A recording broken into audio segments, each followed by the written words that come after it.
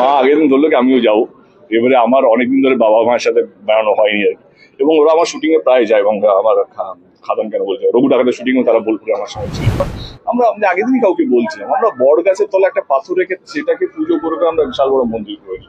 আমরা অফকোর্স মানে ওরকম লেজেন্ডারি অ্যাক্টরদেরকে নিয়ে বাঙালি যিনি একটা সময় বম্বেতে দাপিয়ে কাজ করেছে এবং যে প্রোডিউসারকে দেখে আরো 5 জন আর্টিস্ট সাহস পেয়েছে Producer তার পথ হওয়ার। অনুসরণ করার জন্য। I think he is the one leading the way. He is led the way. Betaab Moushumi Chatterjee comeback আরির মাধ্যমে প্রথমে বলো তাকে দেখার জন্য মানে সামনে থেকে তোমার কেমন লাগছিল, কতটা অপেক্ষা করেছি? see more than that definitely I'm a Mosmi Chatterjee fan, but I am here because of these two closest buddies of mine, Darshan Nusrat.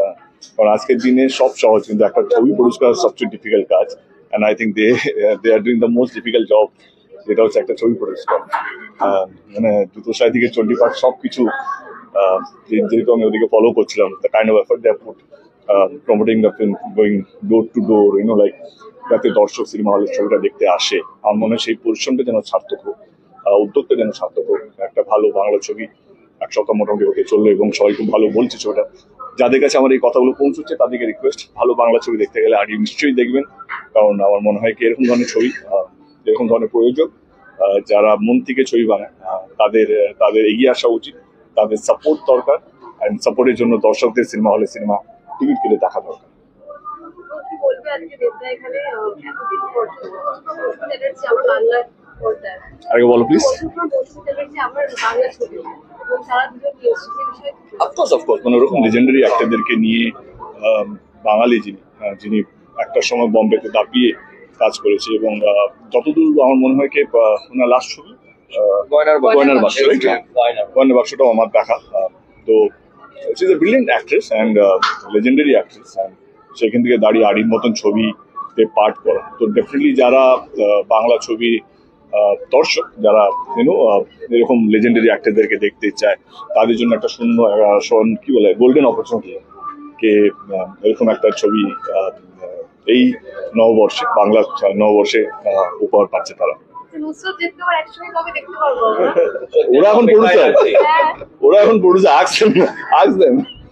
এটা তো টেকটাতে গিয়ে জিজ্ঞাসা করেছিলাম প্রশ্নটা, যে একটু যে প্রোডিউসারকে দেখে আরো 5 জন আর্টিস্ট সাহস পেয়েছে Producer তার পথ হওয়ার। অনুসরণ করার জন্য। I think he is the one leading the way. He is led the way. শুন ভেরি সুন ডেফিনেটলি যেদিন এখন যেটা ওরাও বুঝতে পারছে কি এখন script is the content is the king. স্ক্রিপ্টটা যদি ভালো হয় এবং যদি ডিমান্ড করে তো ডেফিনেটলি ওদের ছবিতে যদি কোনো ইয়ে থাকে যেখানে আমার মতন চরিত্র যেটা আমি ভালো করতে পারবো আমার মনে হয়, তো সেখানে ডেফিনেটলি কাস্টমেন আমার যদি ছবি যেখানে আমি প্রডিউস করছি সেখানে যদি আমার মনে হয় কিনা ডেফিনেটলি এদের দুজন ছাড়া হবে না, তো ডেফিনেটলি আল্লাহ দেব জগরের মধ্যে কিরকম এনজয় করলে ওখানে উদ্বোধনের সবকিছু কিরকম কি দেখলে একটু বল, একটু শুনি আমরা। খুবই ভালো। আমার মনে হয় কি শুধু বাঙালি বলবো না, ভারতবর্ষ একটা ধার্মিক দেশ। মানে আমরা ঈশ্বরে বিশ্বাস করি, সে আল্লাহই হোক না কেন, খ্রিস্টানদের জিজাস ক্রাইস্টই হোক না কেন, আমাদের ভগবানই হোক না কেন, আমি আগের দিনই কাউকে বলছিলাম আমরা বড় গাছের তলে একটা পাথর রেখে সেটাকে পুজো করে আমরা বিশাল বড় মন্দির করেছি। আমরা অতটা বিশ্বাসী। তো সেইখান থেকে ডেফিনেটলি জগন্নাথ ঠাকুরের ভক্ত পৃথিবী জুড়ে, শুধু বাংলা বলবো না বা উড়িষ্যা বলবো না, পৃথিবী জুড়ে যারা আছেন, আর শুধু তারা বাঙালি নয়, বিভিন্ন ভাষার লোক তারা, বিভিন্ন স্টেটের লোক তারা, যারা বিদেশে গিয়ে থাকে। তো একটা উড়িষ্যা ছিল আমার মনে হয় একেবারে দীঘা জগন্নাথ ধাম। আমার মনে কি একটা ভালো সুযোগ জগন্নাথ ঠাকুরের ভক্তদের স্পেশালি যদি বলি। এবং ওভারঅল তুমি যদি দেখো আমি মন্দিরে গেছি, আমরা অনেকগুলো মন্দির গেছি যেখানে আমি জানি না কোন ঠাকুরের মন্দির, কিন্তু মন্দিরে যাওয়ার পর একটা ফিল গুড ফ্যাক্টর কাজ করে, একটা শান্তি, একটা অনুভূতি কাজ করে। আমরা সব মন্দিরে যেখানে যাই সেখানে তো আমরা জানি না কি কোন ঠাকুরের, কেউ বলে একটা এখানে এই জাগ্রত আছে, এই মন্দিরটা জাগ্রত, এখানে যা চাই সেটা পাওয়া যায়। বা অনেক সময় ওইখানে অ্যাটমসফিয়ারটা, অ্যাম্বিয়েন্সটা ওইখানকার যেমন রামকৃষ্ণ মিশন যেখানে পৃথিবী জুড়ে আছে, মানে সেখানে গিয়ে একটা অদ্ভুত একটা শান্তি পাওয়া যায়, একটা অদ্ভুত একটা ভাইব্রেশন কাজ করে। তো আমার মনে হয় আমি সেই ভাইব্রেশনটা এই দীঘাতে পেয়েছিলাম, জগন্নাথ ধামে। তো যারা ঈশ্বরে বিশ্বাসী, তো আমার মনে হয় সবকিছুই কর্মা হয়। তুমি যত পাপ করবে তার ফল তোমাকে এই জীবনই ভুগতে হবে, যত পুণ্য করবে সেটা এই জীবনই পাবে আপনার। সবাই আমরা। তো আমি কর্মাতে বেশি বিশ্বাসী, বাট আমি তার মানে এটা নাকি আমি ঈশ্বরের বিশ্বাসী নেই, আমি ঈশ্বরেও অতটাই বিশ্বাসী। সঙ্গে একটা ফ্যামিলি ট্রিপও তো হয়ে গিয়েছে, যে দেখলাম সুন্দর রিল। হ্যাঁ, মা আগের দিন ধরলো কি আমিও যাবো। এবারে আমার অনেকদিন ধরে বাবা মায়ের সাথে বেড়ানো হয়নি আর কি। এবং ওরা আমার শুটিং এ প্রায় যায়, এবং আমার খাদান কেন বলছে, রঘু ডাকাতের শুটিং ও তারা বোলপুরে আমার সঙ্গে ছিল। বাট আই থিঙ্ক যেটা বললাম কি, Digha is very fantastic tourist place.